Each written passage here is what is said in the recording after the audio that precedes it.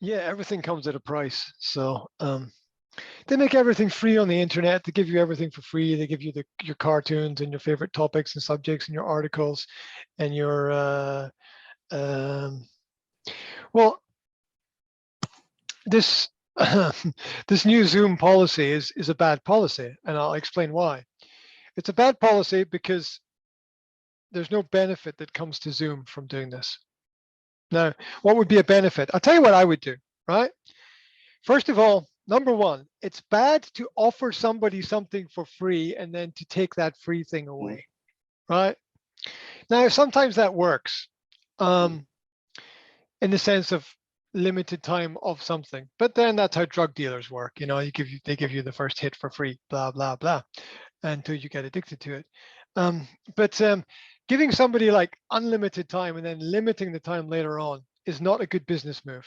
A good business move would be to say you can keep your unlimited time, but we are going to add advertisements, right? mm, We're not going to stop your call, but in the bottom right hand side of the screen, there will be playing, I don't know, Hyundai yeah, advertisement yeah, or yeah. I don't know, Colgate toothpaste or Mm, um,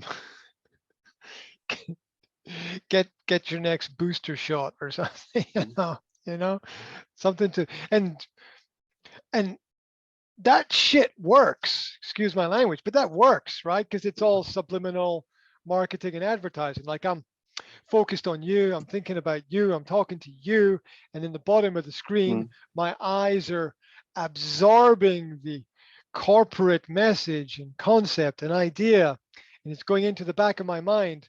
So the next time I'm in the local supermarket and I'm looking for toothpaste, I'm like, oh yeah, you know, what am I going to pick? I'm going to pick whatever's in my head, mm, and whatever's in my head is going to be whatever I've been programmed to think, because our brains are essentially biological computers.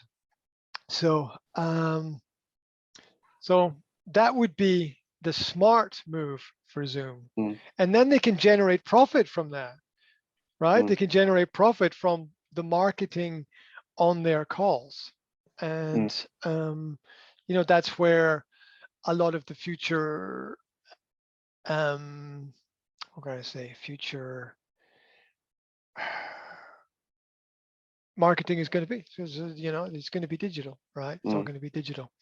And especially when all the companies move to the digital virtual reality space, and stuff is stuff is going crazy. You think prices of food are doing this? Prices of virtual spaces are doing that, Mm. going straight up, not even real places. Prices of space in virtual environments are doubling every month. Mm. You know, the price of a space that was, I don't know, like $1 per square meter Mm. 6 months ago is more than doubled. You know, it's Yeah. about $50 to $100 per square meter now Mm. in digital virtual space. And you know, it's going to be the same as what's happening with digital currencies, right? I mean, if Mm. you bought digital currency, like I told everybody 8 to 10 years ago, buy digital currency now, and you will have a big smile on your face in 10 years, right? Because it will just go straight up. And it's the same with the the digital virtual spaces right now. Mm. And there's this crazy money, and it's all fantasy. I mean, you're just spending fantasy money on a fantasy space in a fantasy world. It's bizarre. It's bizarre. You know, it's, you know, if I were a conspiracy theorist, which I'm Mm. not, because everything I can present is a fact, and I can prove it. So nothing I can Mm. present is a theory. Um, if I were a conspiracy theorist, though, I would say that it seems to me that there's a plan somewhere to make reality so terrible that everybody turns to virtual reality, right? If I was a conspiracy theorist, I'm not, and I don't know that that exists, but I Mm. don't know what's in other people's heads. But you know, you can see it, like the Ukraine would be the example. It's like, oh my God, they destroyed they destroyed the real world, but the virtual world is still beautiful. So let's go there. Yeah, and you can see how that is you see how that is working out. Look at the videos from the streets of New York or the streets of Philadelphia or the streets of Chicago, and the American government sends 3 trillion to the Ukraine, right? Mm. I mean, clean up your own streets first. Yeah, you know, clean your own home, clean your own closet, clean Yeah. your own cupboard, clean your own shelf before you ask somebody else to clean theirs. So you know, everything starts at home. Mm. So but this is the madness of the global institutions and markets. So I think that Zoom I understand their move, and I'm sure that they're smarter than me. So they know exactly what they're doing. Mm. And an Israeli company, of course, right? So most things lead back to Israel for some reason. Strange historical contexts. But it's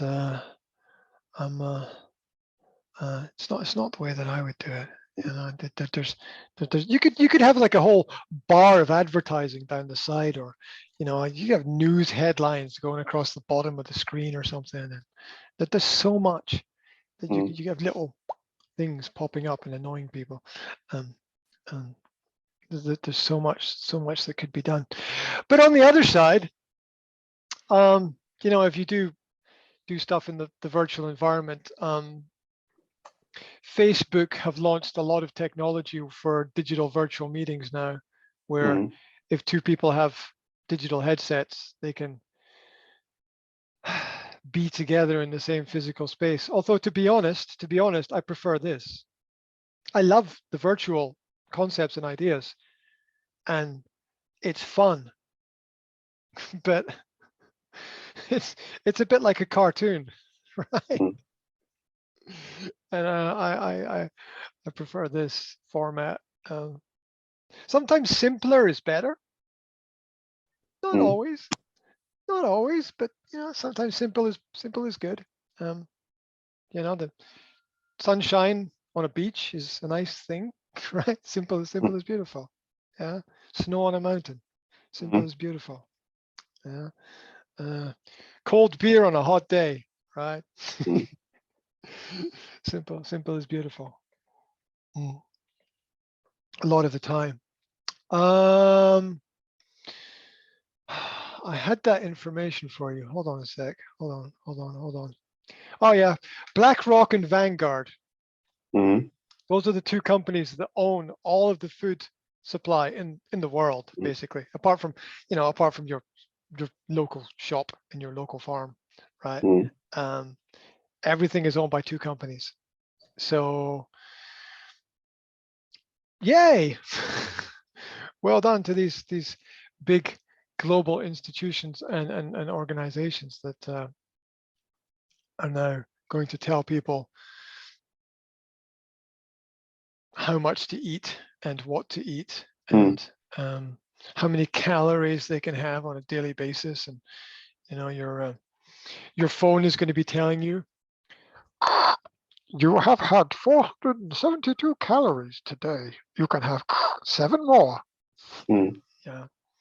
Well, remember to drink water. No, it's coming. It's coming. Stay inside your homes, people. Stay inside your homes. It's coming. No drones flying around.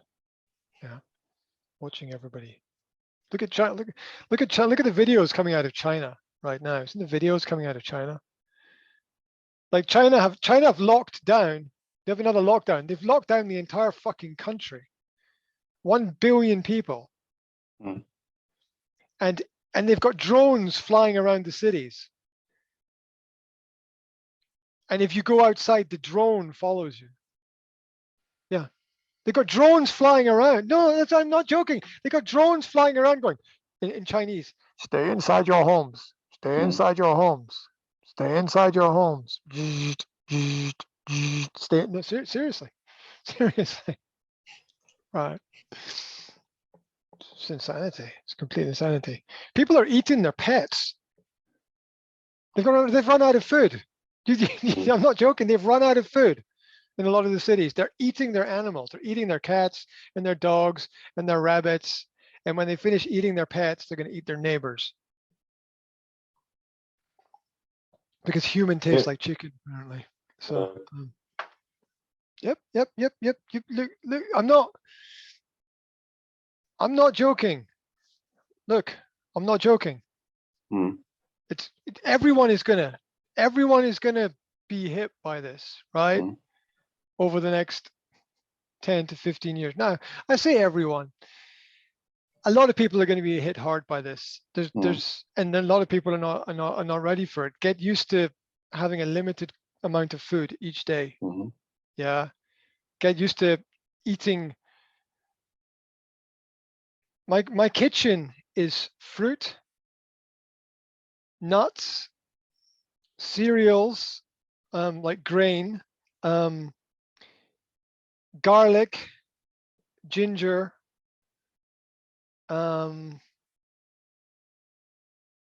everything that provides a maximum amount of nutrition. Yeah. No waste product. Fresh vegetables, fresh fruit. That is my kitchen. There's nothing else there. Nothing else at all. And it's all things that with the exception of the fruits, and because fruit is going to be really hard to get in the future. It's going to be really hard to get in the future. Yeah. So got to get used to having, you got to fill your body with as much nutrition as possible from eating as little as possible, because there will be cheap fast food. There will be cheap fast food, but fast is bad, you know. Right? We all know fast food is not good, right? You know, the best food is traditional, slow cooked, whatever. You know, get together with people in the village, keep animals, keep sheep and pigs and whatever else, and you know, feed them and then kill them and share the food between each other. That's going to be absolutely necessary within the next 15 to 20 years. That was one of my original plans in Slovakia. One of my original plans was start a farm in Slovakia. It didn't work out according to plan because of a lot of reasons, but it was a good idea. it was a really good idea. Didn't happen though. But yeah, the people are gonna suffer because they're not ready. And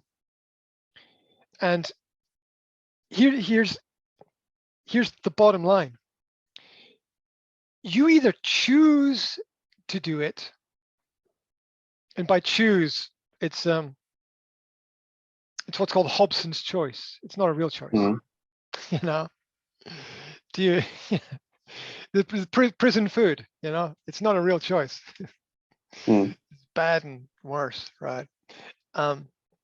So you either choose to go down that road by yourself, or you will be forced to do it. And if you're forced to do it, it's going to be really hard. It's going to be really hard. And this is going to come across Europe, and we're already experiencing, you know, the lockdown supply chain problems were just stage one of how do we manage the control of the food supply to people, because food is energy, and energy is your personal power. You know, it's a fuel. It's a fuel for everything that you do. So if you don't put the right fuel into your body, you don't have energy and you get sick, and you just don't grow properly, right? You don't have what you need. And so it's absolutely necessary that people transform their diet only to the absolute essentials that give them the most benefit. It's absolutely essential that people limit all of their luxuries now, especially things like alcohol. Cut alcohol out of your diet, with the exception of, every now and then a little bit is okay, but cut it out. Everybody needs to be doing 1 hour of exercise a day. Everybody needs to be doing 1 hour a day, because they need to get the toxins out of their body, because of what's happened in the last 2 years. There are more toxins in the environment than ever before. The environment is more toxic than it's ever been. There are more viruses in the air right now than have ever existed before. This is because of the mutations caused by the experimentation that has happened over the last 2 years. And so people are going to need to be super healthy in order to navigate these problems in the future, because the medical services that we have seen for the last 20 to 30 years are going bye-bye. Right? They're going bye-bye. Your doctor will be an online robot. You will type in your symptoms, and the robot might or might not give you something. And they will give you something based on your social credit score, which is a digital score that your government will keep in a digital account. And they will turn it off if you complain or protest or do anything they don't like. They just turn it off. And they did, and the test for that was Canada. The test for that was Canada, where the protesters who protested against the Canadian government at the beginning of this year, it was January, February, I think, the government turned off all their bank accounts. Just closed them, turned them all off. Anyone who protested, the government turned off their bank account. So none of them had any money. None of them. And that is, that's going to be a system which is exported. That was the test. Canada was the test, and that's going to be exported to other countries if the present system continues with its process of doing things. The future's not written. Tomorrow can be anything you want it to be. But where do people go? People go where the money is, right? They follow the money, right? Here's money. Do this. Okay. Here's money. Take off your clothes. Okay. That's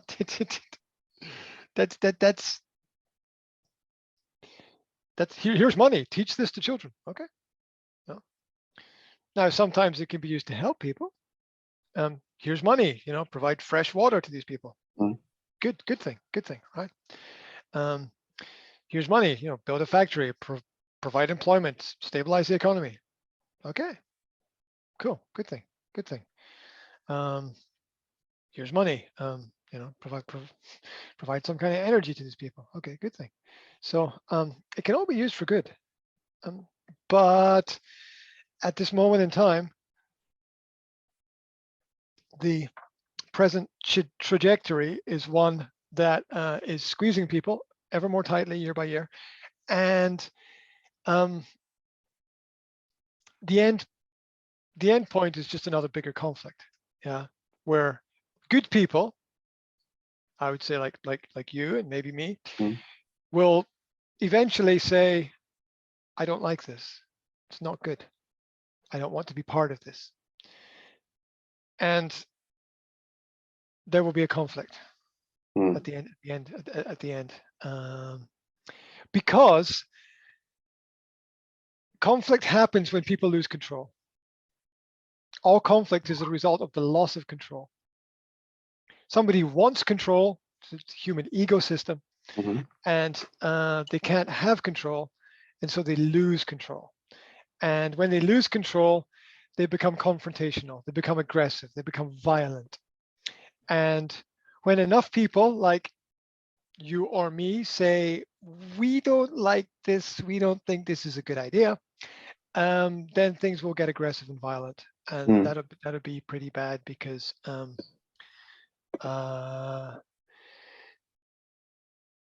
two things matter in that scenario. Number one is, do you have a gun? And number two is, how fast can you run? Right? Right. Those are the things that matter in that scenario.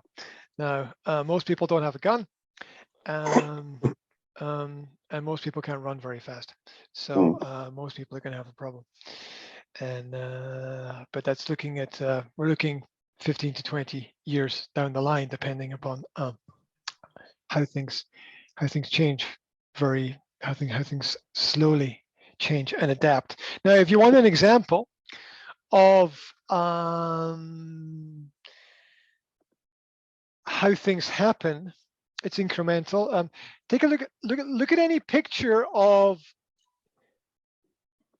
people on the beach in 1950 and look at people on the beach now. All right, and look at the physiology of those people. 1950, people looked fit, healthy, they were thinner, they had more energy. You look at people now, eating all these processed foods, not getting exercise, having sedentary lifestyles, not moving, putting on weight, becoming addicted to pharmaceutical drugs, sitting in cars all day, driving. And I know that people have to do that for their jobs, and I have great respect for like truck drivers who have to sit in their truck, and drive their truck and around the country all the time. Really difficult job. And the train drivers and the pilots who fly planes and stuff. It's difficult things to do. But bus drivers as well, got respect for them. But staying in one place eventually has some negative health effect, and everyone's going to be forced to live the same way. And if you can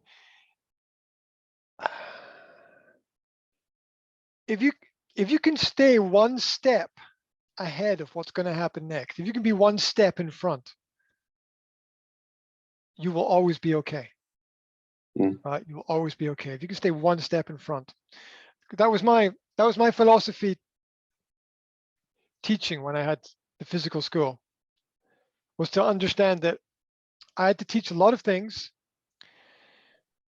I didn't know everything, which is a great starting point. It's like, I don't know everything. I'm limited in my capacity. But if I can be one page ahead of everybody else, then I'll be all right, because I'll always just have that little bit of an edge. I'll be a little bit in front. And the same is very much true in life, where you've got to be one step ahead. The same is true in business a lot of the time as well. Same is true with children, with parents and children. Children always like to think their parents know everything. Like my son is like, "Oh, Dad, you know everything." Like, no, I don't.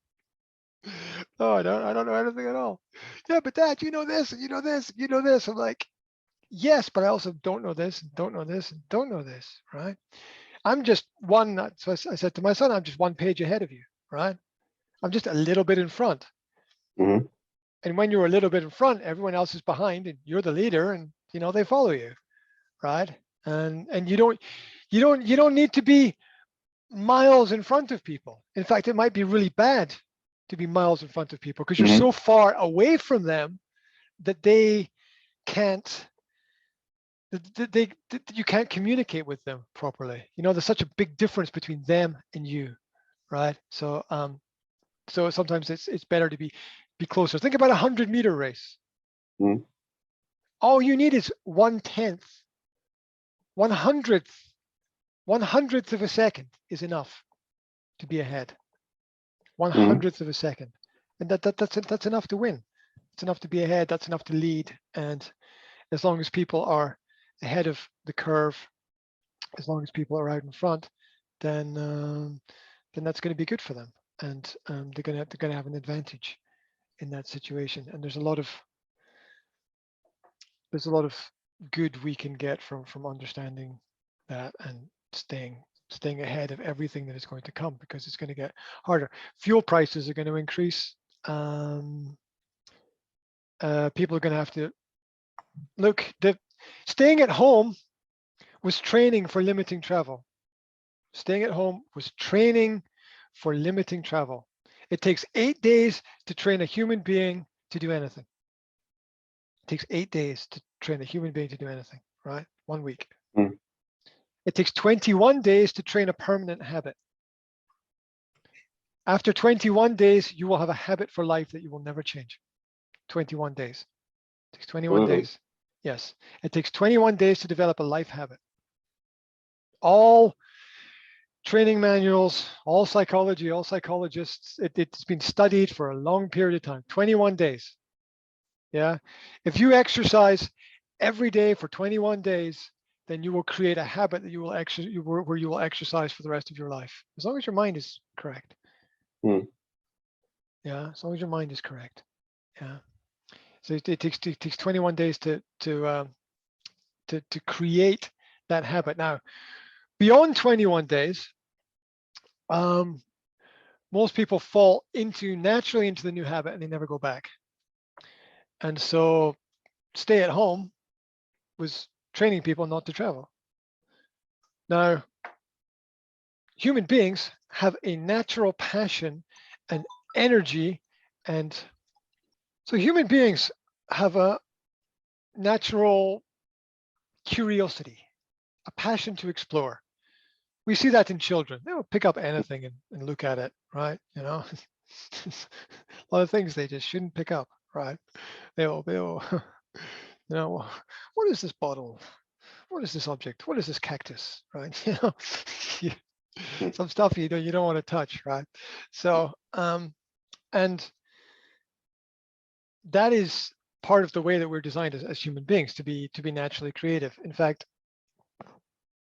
part of the process of growing up is often losing that want to explore the world, becoming tired of making choices for yourself. That's what part of the school training is. School makes you school teaches that there is no benefit in making choices for yourself.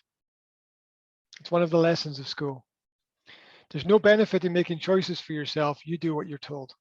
That's it. Because if you do what you want to do, we punish you. Mm. Every school in the world punishes students who do what they want to do. They either punish them physically or mentally or socially, or is there any other way to punish people? With grades, you know? You don't do what you're told. Here's an F, you failed.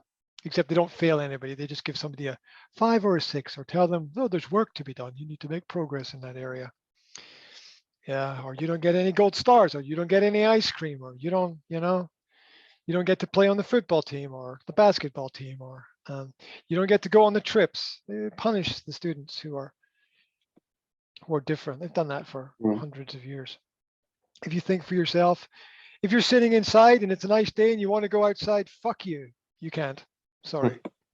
I mean, that's the truth. That's the truth of how school works. I'm sorry. It's a nice day outside. You have to do these numbers, because numbers are numbers, and they're endless, and it keeps you busy, and your parents are working. So there, you can't go anywhere. You're stuck. Haha. Sorry. That's life. Get used to it. So what's the point? The training, the curiosity, right? The curiosity. So we're curious. We're explorers. That's why we love Indiana Jones, right? We love adventure stories. We love the Jungle Cruise with The Rock. and we or whatever film is trending. We love to explore. That's why we love computer games, because they take us on a journey somewhere, or they should. And we love that, especially the childish nature of ourselves, which I would call the God nature of ourselves that wants to explore. Right? We want to go out into space and explore the universe. A lot of us, and we think about it when we're kids. Oh, what do you want to be when you grow up? Oh, spaceman. Okay. Flying a rocket to the stars, or just explore parts of the world, or swim in different seas, and play with different animals, and all those beautiful things that people can do in their free time. Study different flowers, learn about medicine, taste different foods, explore, have different experiences, enjoy the variety that is the spice of life. And so we love to travel. Completely naturally, innately, we love to travel. Even people like me, who don't really like to go places a lot of the time, still love it somehow. It's very strange. I did kind of fight against myself, but who doesn't love to go somewhere new and see something new? I think everybody likes that, or at least they should. It's got to be better than watching the television, right? Anything's better than television. Pointless box in the corner or screen on the wall. Yeah, and so there was training. We were trained to they tried to train us to not go anywhere, to be sedentary, to stay in one place. Didn't work very well. People rebelled, because that's the way we are innately. The God nature in us will always fight back against things that are unnatural, or that are not true universal laws.